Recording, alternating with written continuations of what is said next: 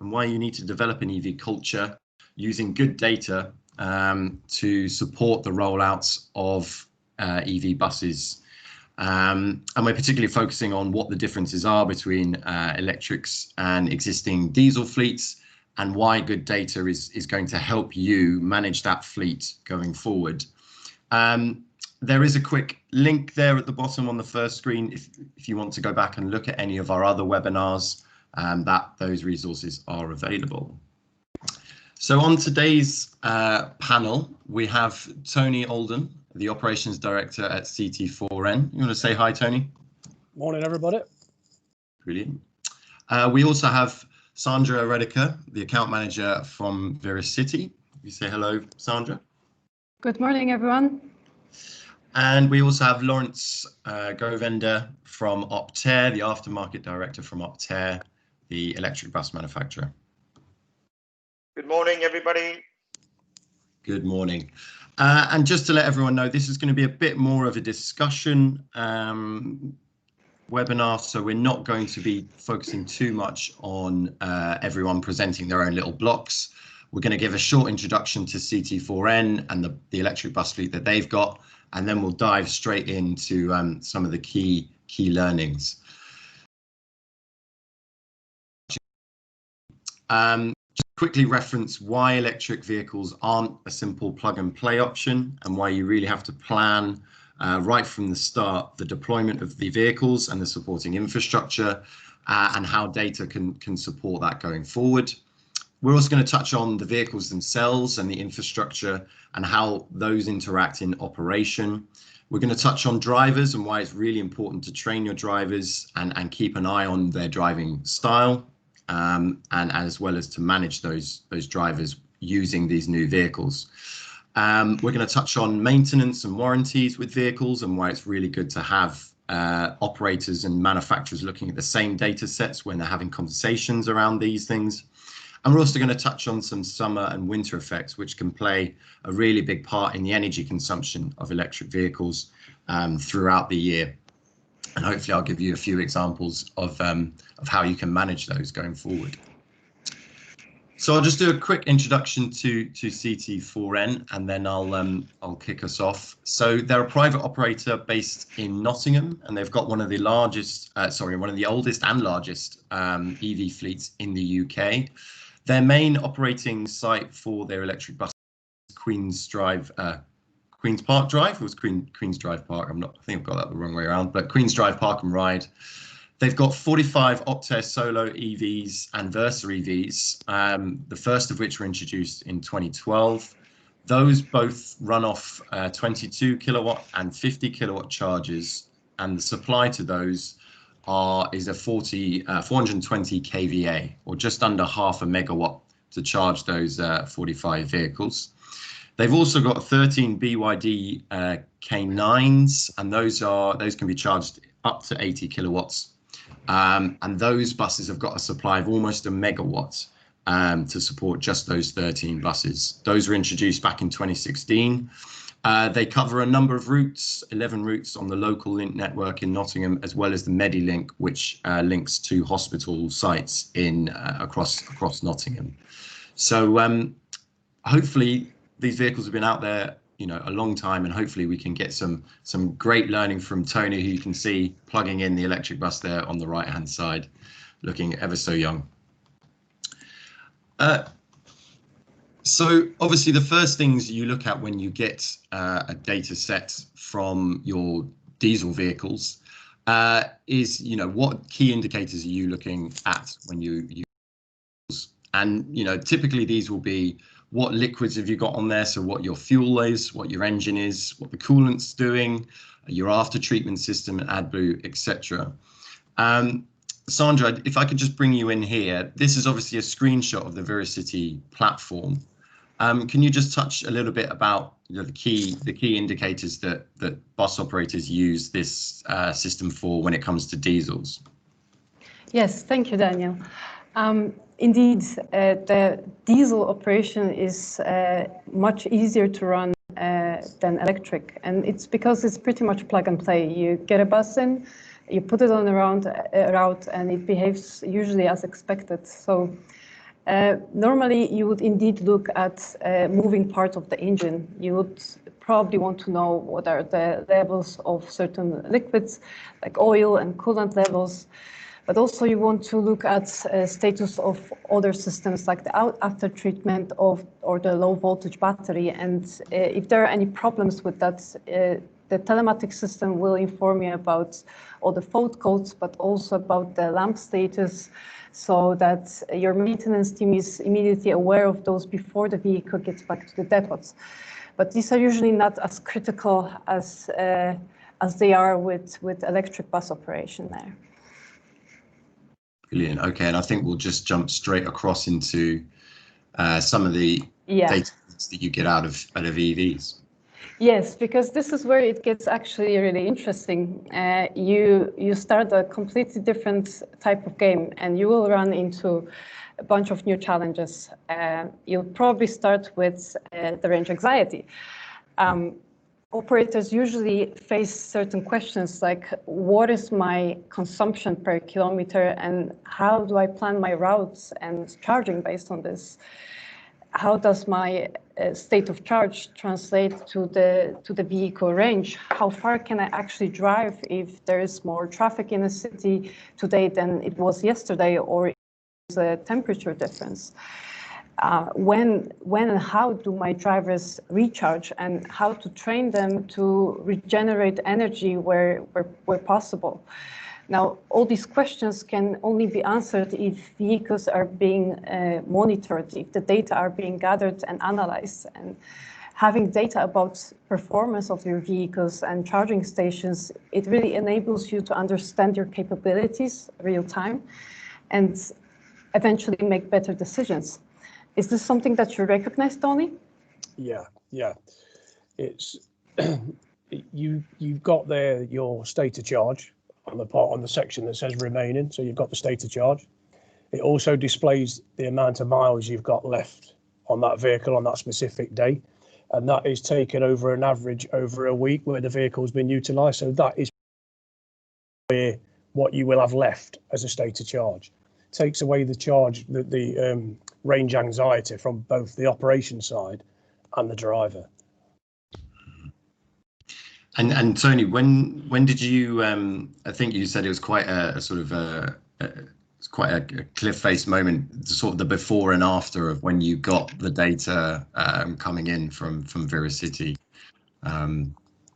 Did it make a lot of difference when you first introduced the system? Yeah, it's massive, especially from an operational point in the office, because we did all our running systems manually. So we have to take, obviously, the actual logistics of moving the buses around is quite difficult because you're limited to miles. And then you've got to bring them back to be able to fast charge them, then to get them out. And it's quite a time process. So having the ViriCiti system in gave us the ability to be able to see this on a screen of what's happening and be able to move things around should there be a problem. Okay, and I guess that probably leads us nicely on to the data system doesn't only look at the vehicles, does it, Sandra? It also looks at the charging infrastructure and the availability of that. Correct. And there is a whole thinking process behind it, because of course, when you decide to purchase electric vehicles, you also have to have an infrastructure in place. And you will probably have to make a set of decisions based on what type of bus and battery do you have, and what type of chargers and where these chargers should be located. Now, after this infrastructure is set, you make a planning considering your capacity and locations of the chargers, length of your routes, etc. And then you have to make that this whole infrastructure actually works, so that if the bus reaches the charging station and needs to recharge, the charging station is actually ready. Now, what happens if the bus wants to recharge and the charging station is faulted? It will certainly impact your planning. You may have a bus that won't be able to charge to 100%, or swap it to a diesel bus, and that will obviously increase your costs and maybe even lead to some penalties because of the delays. Now, being able to see those KPIs real time, being able to see the location of the vehicle's charging station, being able to being notified about faults and warning states of especially the charging station, it gives your team a possibility to make decisions ahead of time. Data gives you transparency of everything that happens before you actually have to make this decision, and therefore you can make better decisions at the end. We like to say at ViriCiti that what gets measured gets managed, and in order to really transition your company to the EV culture, you need data. There is no other way around it. Brilliant. Tony, in terms of an operational perspective, having that data available around particularly the charging infrastructure, does that benefit you when it comes to trying to move vehicles from service to service, or making sure that you leave a vehicle out that may have been scheduled to come back in? Yeah, definitely. You can. We run across 3 operating centres, so we can see what's on charge and where we've got at different operating centres. So if we've got a specific issue with a vehicle that we've not got enough charge in it for one reason or another, we can actually pick the next one up from another depot and take it out, and we know the exact state of charge. So it gives you the ability to see everything in a live situation of whether it's charging, state of charge, miles left. You can physically work out a whole operation from just this one system. Brilliant. And Lawrence, just bringing you in here, in terms of your engagement with operators, like Tony, where the vehicles are out on the road, how much does it help you, really engage and pick out faults with the system, and to help the operator use these vehicles better? I think the ViriCiti system is invaluable to us at the moment because, like anything, when you have faults while the vehicle is in service, they might not replicate themselves when they return to the depot. So we have this live information that we can pull from. So in terms of my field service engineers that attend the depots or the customer sites, they have this information before they actually turn up to site. So they're well equipped with the correct tools, the correct parts, and it reduces the downtime of the vehicle because they already have a heads up of what they're actually looking for. So it's improved our service delivery quite a bit. And again, customers seem to be much more happier because the vehicles get back into services as quick as they come out. So a real positive for us. Brilliant. And does that feed then through back to sort of the initial sales point when you're first engaging with customers who are looking to buy, an EV first time? Does that then feed back to your conversations about how you can support them going through?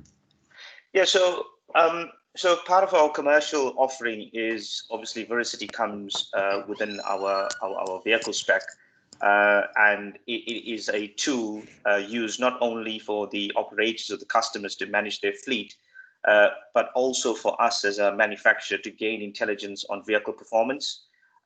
It helps us with product development. It helps us with creating a spec of vehicle which the customer actually wants. So the intelligence is to and from, and basically it helps all stakeholders in the EV space. So like I said, it's invaluable information. Brilliant.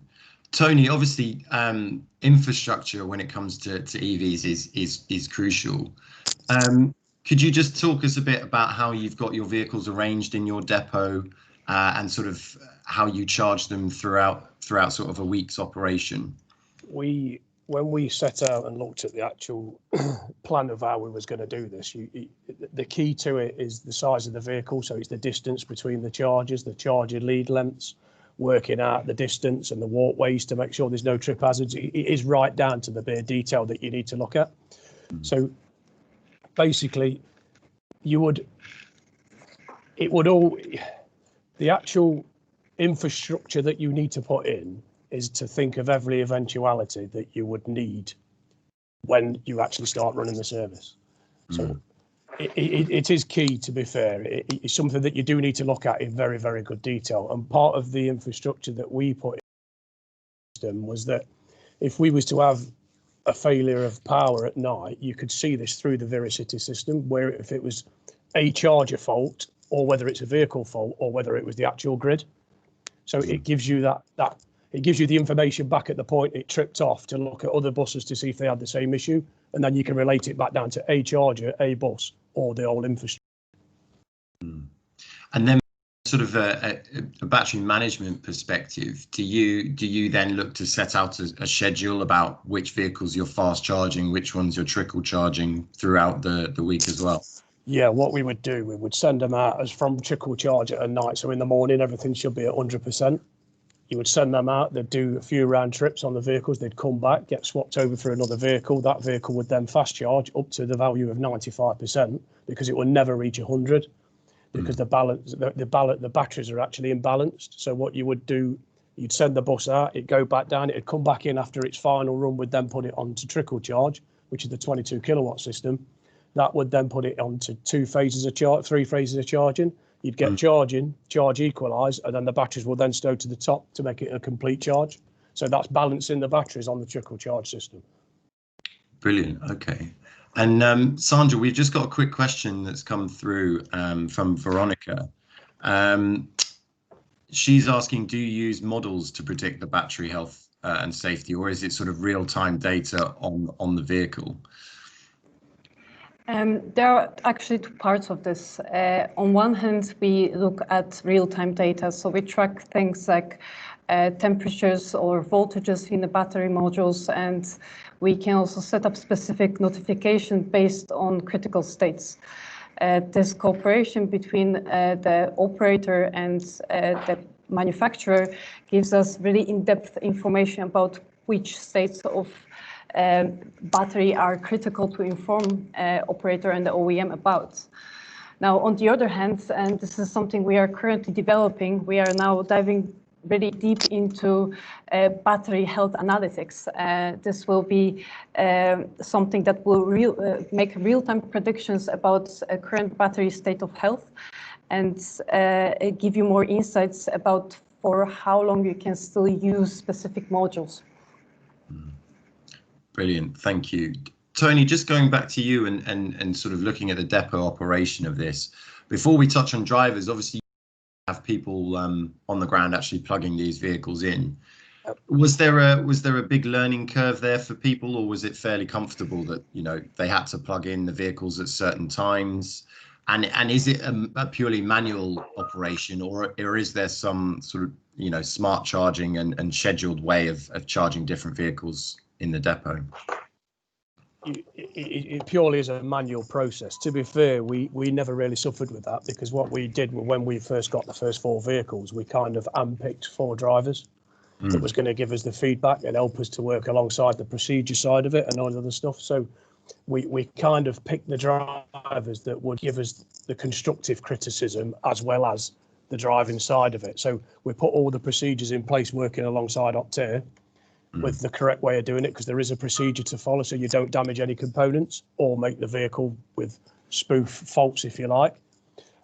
So no, it's not a difficult process. And I think Lawrence, I'm going to bring you in here, because there is actually a different system of charging now with the Type 2 sockets, I believe, in there.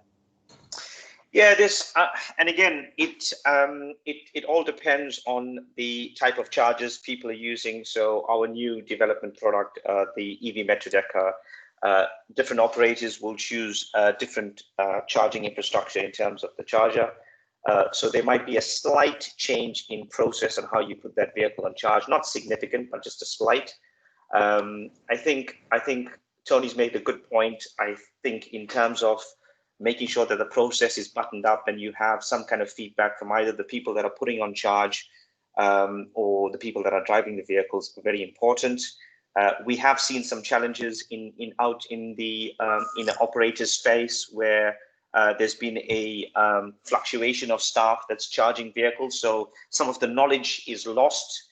So whether it's shift patterns or whether it's retention of staff, that might propose a challenge where you have new people coming into the business and might not know the process. So we had a few hiccups in some of the operators, but in the long run, it does get ironed out, because using ViriCiti, we can actually check when vehicles went on charge in the evenings or during the day, which chargers were active, what time the chargers dropped out, whether the sockets were plugged in correctly or not. So this really helps us with managing the customer's expectations and giving them refresher training on how to do things correctly. So it's whole encompassing process here. So it works well. Brilliant, Lawrence. So I think at that point, yeah, we'll just move on to have a look at some drivers. Sandra, I think you could just give us a quick run through of these two these real life examples of Olaf and Greg and what this eco driving indicator means. Yes, thank you. A driver can have a large impact on bus energy consumption, and there are of course KPIs that can help you track this and understand more about their behaviors. Now, what we are looking here at is indeed two drivers driving in similar buses, but in two different environments. Now, the first KPI that is there is the efficiency part, and this one is very interesting to track because it gives you some indication on how efficient the vehicle is. However, from our experience, this cannot be the only KPI that is being tracked because this gives you more understanding about the environment that the driver is driving in, not precisely about his behavior. So you can see here that Olaf's efficiency is slightly lower than Greg's. However, since Olaf is driving during the rush hour, he will be more prone to harsh braking. He will accelerate more abruptly. But these are things that he just can't really influence because there might be more traffic in the city that forces him to behave in a certain way. On the other hand, Greg is driving at night, so there will be less vehicles on the roads impacting his behavior, so he will naturally drive more smoothly. Now, in order to eliminate these external factors that drivers cannot really influence and focus on their actual behaviors, ViriCiti came up with Eco Driving Indicator. And this score basically takes out everything, well, not driver related, but focuses just on their behaviors. According to our research, the scoring drivers, if we get them to a medium scoring drivers level, we can bring on average about 20% decrease in energy consumption, which is quite a lot. Now, it's very important to make sure that drivers actually feel that the score, the way they are being assessed, is fair and that they can learn from it and influence this. And this is what Eco Driving Indicator does. And in this example, you can already see that Olaf's score is higher. In ViriCiti system, this means it's better. And this is just because his actual behavior, his driving style, is much smoother than than Greg's. This is why his score is better. And based on this, we aim to trigger drivers to learn and to adopt the score as an indication of what can be actually improved. Brilliant, Sandra. So it's clear that even though Olaf is using more energy on the vehicle, he's actually got a more he's got a better driving style given the conditions that he's under. Indeed, and this will directly translate not only to your costs, but also to the passenger comfort. In many places, this is also an important KPI that drivers are being assessed on. That's why it's important to see which behaviors actually affect the smoothness of the journey instead of just the efficiency part. Brilliant. Tony, how you know, without naming any names in your bus fleet, do you find that you'll always have variation in performance, or do you think it's something that can be sort of you know, you can support drivers to all get to a fairly consistent driving style when it comes to these vehicles? One of the things that we quickly identified from a driver that drives a diesel vehicle that's common with the accelerator brake was using a lot more power than what the driver that had been driving the electric vehicle previous. So basically, we do quite a rigorous training program with the drivers as part of their induction. So we tend to get them to use the regeneration of the vehicle as much as possible. So that gives us the better driving and the better eco driving score. So it's just changing the style of a driver to more thinking of this way of driving than accelerator brake. One of the things that you do have to watch is if the vehicles go out into like rural areas where the roads are like 50 miles an hour roads, you just have to bear that in mind, that will have an effect on the overall distance the vehicle will go. So if it's just accelerated, it will draw that drive battery down. Brilliant. And Lawrence, could I just bring you in there? I think you've muted somehow, but how do you I know you use this in sort of your training program when you engage with operators as well. So we have a two-step process. So basically what we do is, so the driver training happens prior to the vehicles, well, the full fleet being delivered when we manufacture a new fleet. So our training team will go down, sit down with the drivers, and it all depends. It depends if the operator has had electric vehicles previously, which helps a bit because of driving styles, as Tony mentioned. If they have not had electric vehicles, it's slightly more difficult because there's a bit of a learning curve. So, the exercises we do is the before and the after. So we use the ViriCiti data to log drivers on how they go around the routes, and they get back into the classroom. We review the data. We look at the pinch points in terms of braking, in terms of acceleration, whether it's a roundabout or heel sign, whatever it is. Give them some pointers, and then we go back out, and then we measure the difference between the two data process.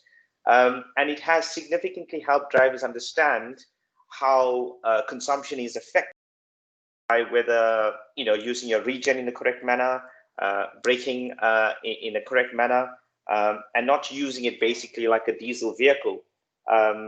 So one of the operators that we have just delivered vehicles into has had electric vehicles previously, and you can see a massive difference between this operator and an operator that never operated electric vehicles before. So there is a difference, but with the correct training and refresher training, it soon brings it back up to par with drivers understanding the impact on how they behave out in service. Brilliant. And is that something that you sort of look to regularly go back to operators and check in with them to see, if is that performance being kept up? So most of the operators have the access to ViriCiti, so they also can review the consumption data, regen data, all this good stuff. So when we do have our regular service meetings with them, consumption, as you can imagine, battery management and range and consumption is probably the top 3 subjects that come up in our service meetings. So, between us, we review the data to understand where's the pinch points, whether the driver has not been driving correctly in comparison to his cohort, to make sure that you look at average speeds, whether with traffic, whether the weather was poor in terms of whether he was using a lot of heating, demisters, all that kind of good stuff. We take that into consideration. So there might be a spike in the ViriCiti data due to driving behavior or the environmental impacts. So we take all this information together and then we go through the data rather than just looking at one isolated consumption figure. Brilliant. Just one more thing, sorry, just a quick one. One thing that we did do internally was we built a module on the CPC for specifically running the electric vehicles. So through the CPC, the driver CPC process, they actually do a module on electric vehicles. So that has helped us in a big way of getting the best out of the vehicles. Proper training for it. Yeah. Brilliant. I'm just going to jump into some of the questions that are coming through.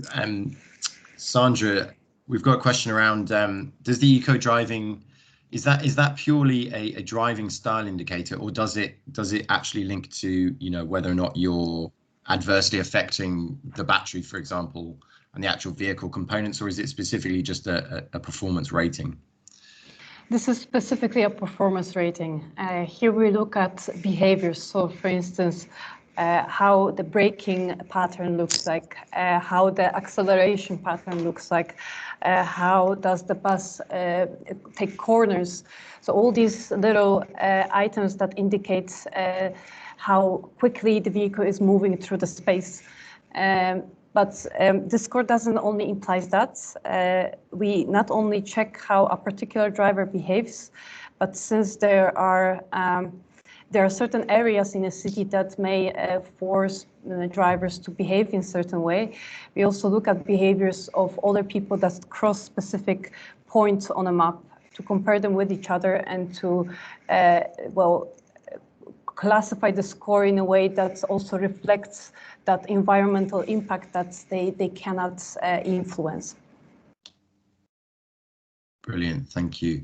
And in terms of this could be a question for Sandra as well as Tony. In terms of the this system, does it work alongside a route scheduling system, or has that been replaced? It works along that. We link the planning systems together to understand which driver sits in which vehicle and on which routes they are moving. Brilliant, thank you. And Lawrence, this may be best placed for you, but could you just touch on the sort of the battery capacity and the chemistry used within the vehicles and whether they're air cooled or liquid? I mean, we've got two systems. Sorry, I thought I was on mute. We've got two systems running at the moment. Obviously, we've got the new technology and we've got the older technology. And the newer technology is cooled via a Novec fluid that runs through the system, and that's the way forward that we're looking at in terms of product development. And that helps the system monitor the temperature of the batteries and the system as a whole. So ViriCiti helps us with that, and that's possibly the reason why we have gone down that route. It gives us all the data, it gives us all the trigger mechanisms, and it also helps with us with battery management, because like anything, electronics do not like high temperatures, including batteries.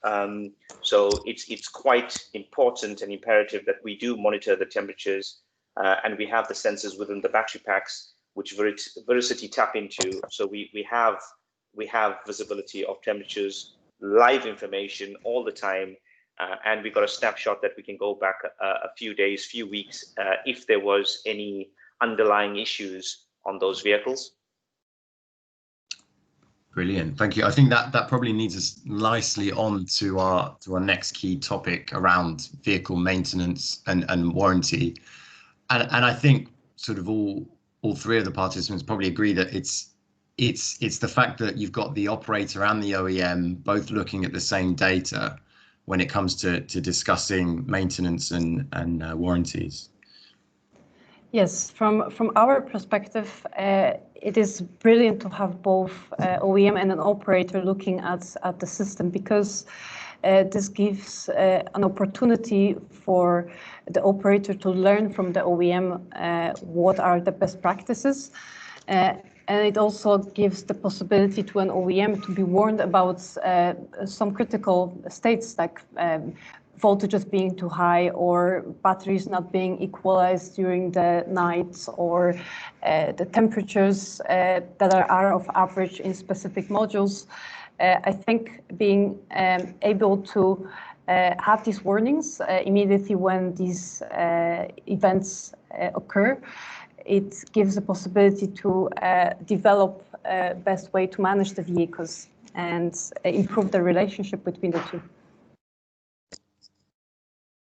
Tony, have you found that having this data can also help you sort of really understand what's happened in a particular incident when something's gone wrong with the vehicle, and whether that's to do with the vehicle itself or potentially, you know, a driver, if a driver's come back and said, oh, I think this has happened to the bus, you know, and you can actually go in and then look at what really happened?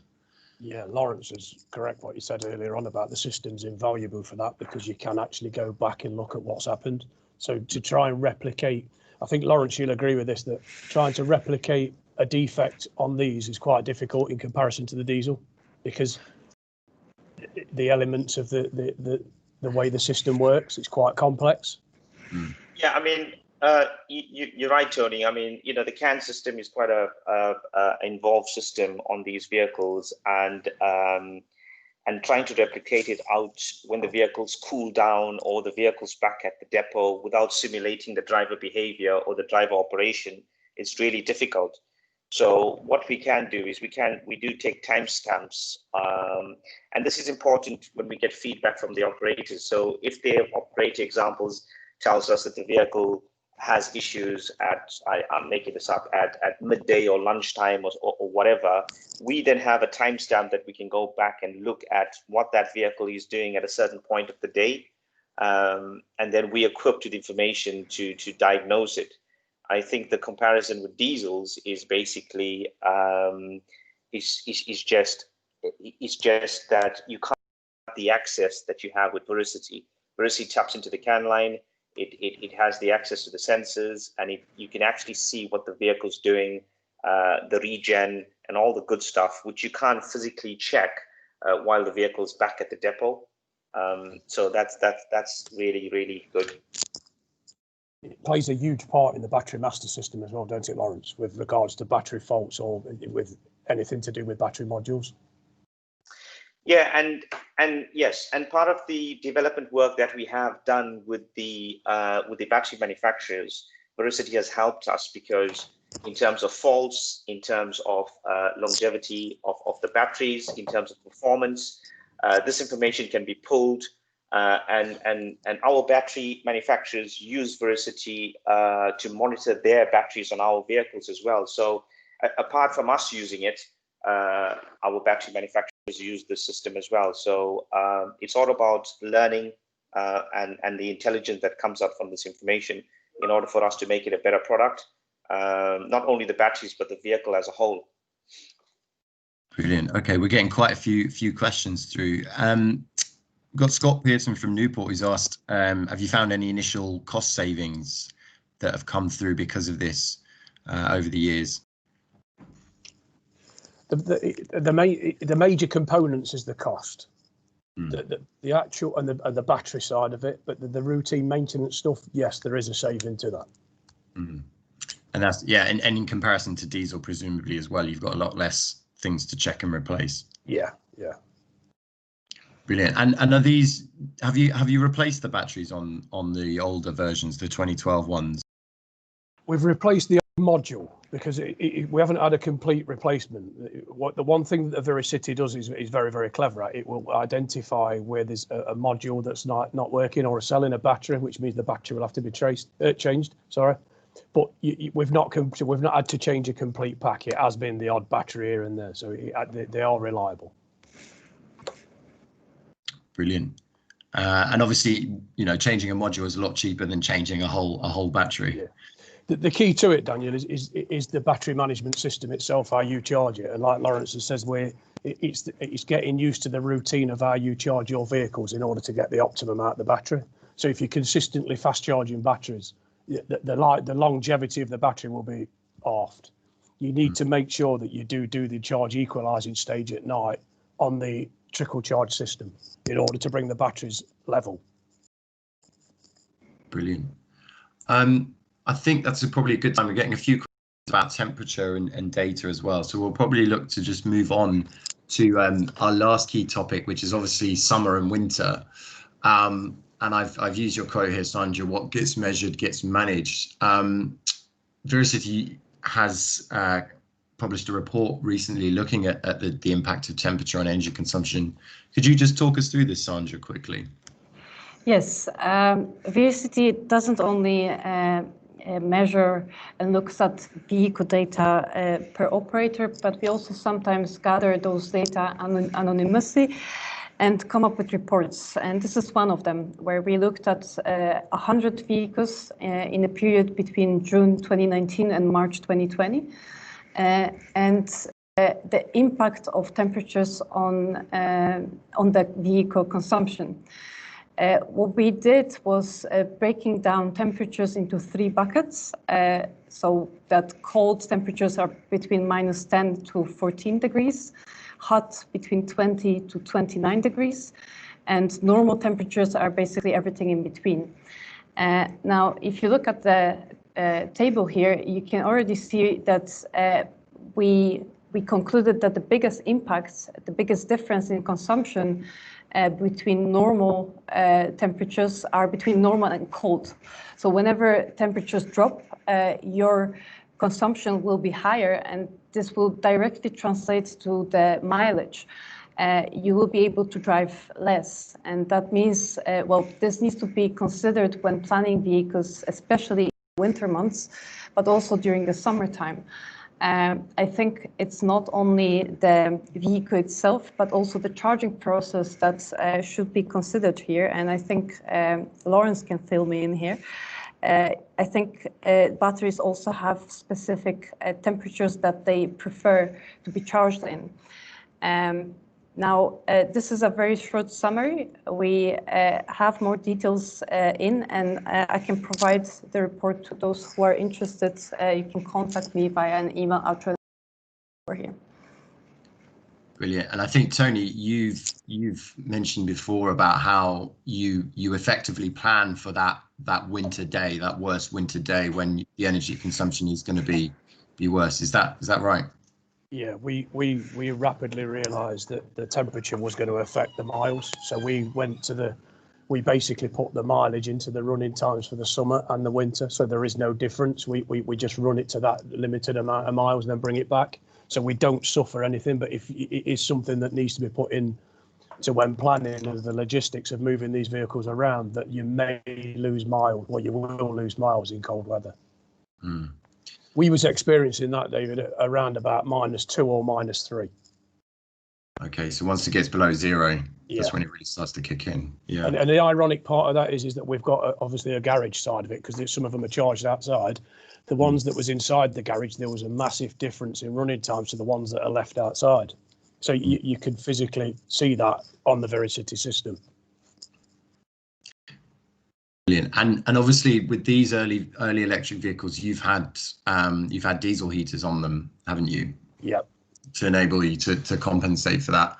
I've got a couple of slides here which hopefully should just indicate the impact of heating, taken from another project we're working with TRL on, and it's the data coming out of the low emission bus scheme, which funded a number of electric vehicles back in 2016-17. And this graph just shows you the energy consumption on the vehicle, and the light orange bar is the traction energy and how much the electric in terms of actually the vehicle, and that stays fairly consistent across the year, as you would hopefully expect on the same route. The dark orange indicates how much energy is being used for heating. And as you can see, in January, you've got almost a doubling of heating in terms of the energy consumption. You're almost doubling the amount of energy that vehicle is using. So I think that resonates quite well with what Tony said there. And obviously, as the new electric vehicles that are coming out today, pretty much all of them are going to have zero emission heating. This is going to be a key factor for when you're planning routes and what types of charging strategy you're going to deploy. You're going to have to bring this in. And be very careful of those winter months. What I thought as well was an interesting anecdote from Tony was whether or not you have manual or thermostatic heating on your buses. This graph shows you the temperature across the average temperature across the year, combined with the energy consumption from the heating. And as you can see, once the temperatures drop in about November, the drivers start to turn the heating on. Is that the case, Tony? Yeah. And the driver will always drive with a red hot vehicle. So you do see the difference. And you see all ours are fuel. Sorry, Dan, for cutting across you, but all ours are actually fuel. We haven't got any electric heaters on our vehicles. Yeah. So Dan, I just want to jump in here just quickly on the heating. So so the manual heating. Have you got another slide on electric heating? I haven't got electric heating. No, the next one's thermostatic. So obviously, when it's all, you set a temp and it just keeps it to it. Yeah, the point I was trying to get at is on our new product, we have the instead of diesel heating, we have the electric heating, and one of the benefits of that, in the consumption, the improvement was that our vehicles have the ability to preheat prior to them going out in service. So there's a protocol within the vehicle that was charging the vehicle. The vehicle will heat up internally and obviously clear the screen. So when the driver does get to the vehicle in the morning or whatever time of the day that he wants to get on, the vehicle is ready to drive off, and he doesn't have to wait for the vehicle to get warmed up. That means he's not using energy to heat his vehicle up, in essence. So that's the added benefit of the the information that we've taken out from the industry and the product development that we've taken on our new vehicles. So so that's a point I just wanted to mention. Yeah, and a very valid one. And we're even looking at that for the actual testing of electric vehicles, whether or not we include preheating in that. Sandra, there are quite a few questions around and whether or not you can look at sort of the energy consumption of the HVAC where you do have electric heating. Is that something you can do? Break down the different energy consumption elements on the bus? Yes, absolutely. Basically, every signal, every component that sends signal through the CAN bus can be measured, and HVAC typically is one of those. Now, we are very lucky to work with Optare, who understands the importance of sharing this information. So we have very detailed data on all the critical components, including HVAC. So you can certainly make a distinction between the consumption of your heating or thermostat and the traction motor. Yeah, brilliant. And I think that's going to be more and more important, isn't it, as we look to get more efficiency gains out of these vehicles, the management of those ancillaries. In terms of, I know we're looking at this as part of the TRL project, Sandra, but in terms of sort of battery degradation and sort of the battery performance as a whole, does Tony get a sight as to how well his vehicles are performing, and can he project forward as to know what the range might be in a few years' time based on the performance today? Not yet. This is part of the project that we are currently developing. We have joined into a partnership with a company called Twice, who specialized in battery analytics. So what we are going to make available soon is a module that will be measuring that real time and make predictions not only on the health of the battery, but also on the available range based on the current usage of the battery. Brilliant. So it's something we can come back to and hopefully share some data on in the future. Absolutely. Fantastic. Sorry, go on. Did you have another? No, we are actually running a webinar tomorrow where we will dive into this cooperation. So those who would like to learn more feel invited. Brilliant. I'll send around the invitation to that afterwards, Sandra, as well. Couple more questions. Tony, one for you. Have you ever done a comparison between the electrics and the diesels in terms of availability and reliability? The diesel will always do more miles, which is a given. That is obviously stating the obvious. But well maintained and followed procedures and all the systems working correct and the driver training enables the electric system to be very, very reliable. The key bit to this is the training and the procedures that you do and everything that you follow to keep the vehicles on the road. So the only difference is the miles that obviously you have to do the logistics side of it. With a diesel, you can just leave it out all day. Yeah. Brilliant. Okay. And a couple of questions. I think you said it was 19 degrees, did you? The internal temp that you'd set your vehicles at? Yes. Yeah.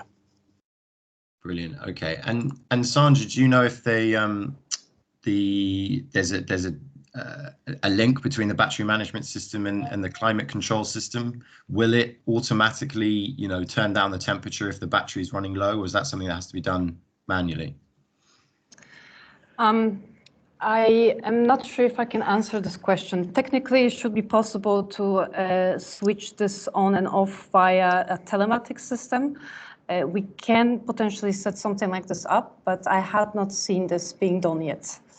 Sure. That was probably a better question for if you wanted to comment on that. Sorry, just repeat that. No worries. It's would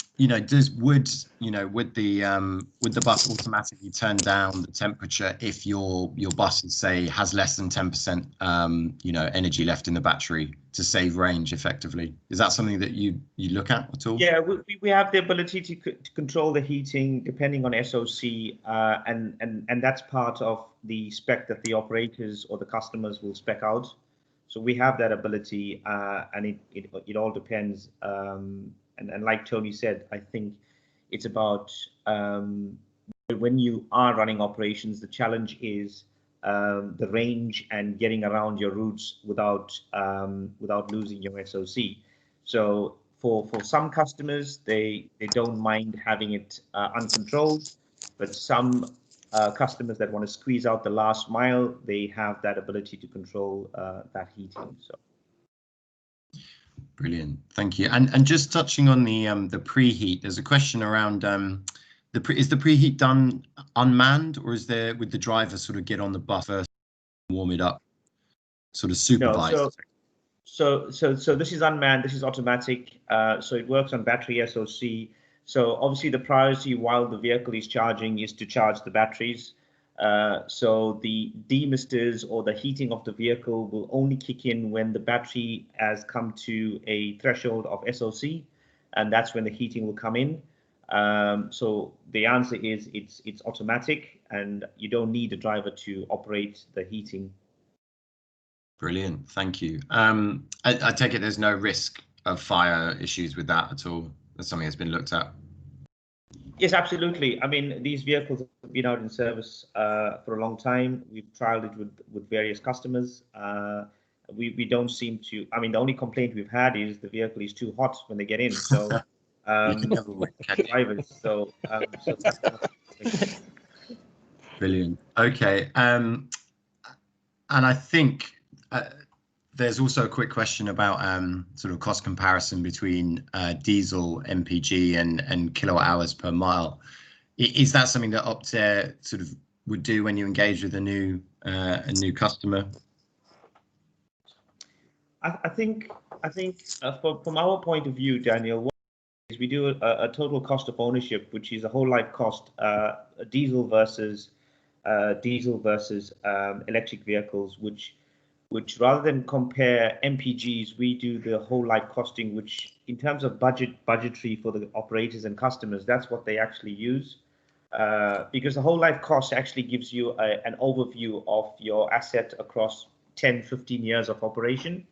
Rather than just focus on MPG, you want to focus on the whole asset. And that gives people a better idea of what it's going to cost in the next 10, 15 years to operate. Yes, MPG is a key part of it, and kilowatt hour per mile is a key part of it, but the maintenance and the keeping the vehicle on the road is also a key part of it. So you've got to look at it as a holistic rather than one separate entity. Brilliant. Yeah, and I think that's very much appropriate. I think that takes us to our last slide. I think, Tony, you've got to run off to another meeting. Yeah, I'm ever so sorry. Daniel, if there's anyone that needs anything answering or got any queries, just email it over to me and I'll answer it back. I've just got another meeting that I need to get into at 12 o'clock, so sorry about that, everybody. Not a problem. Daniel, sorry. Thanks, Tony. This is the same for me. Just drop me the questions. Fantastic. Yes, and the same for me. Yes. Yes. Brilliant. So thank you very much, Tony, Lawrence and Sandra, for taking the time today. If you would like to ask us any more questions, please do drop us a line. Hopefully you've got our contact details. Hopefully that was quite a brief but very detailed introduction into how data can support you in rolling out EVs and understanding the different challenges and solutions that you can roll out. Sandra, did you want to say anything else? I would like to thank you and Tony and Lawrence for having me here today. I really enjoyed being able to talk about the data and how we manage those. Yeah, so thank you all. Brilliant. And yeah, hopefully we'll be hosting another one of these very soon, and you can and those who didn't get a chance today to engage can ask questions again. So thank you all. Hope you have a lovely afternoon, and speak to you all soon. Thank you very much. Thank you. Cheers. Thanks. Cheers, guys. Cheers. Thanks, mate. Thanks a lot. Thank you.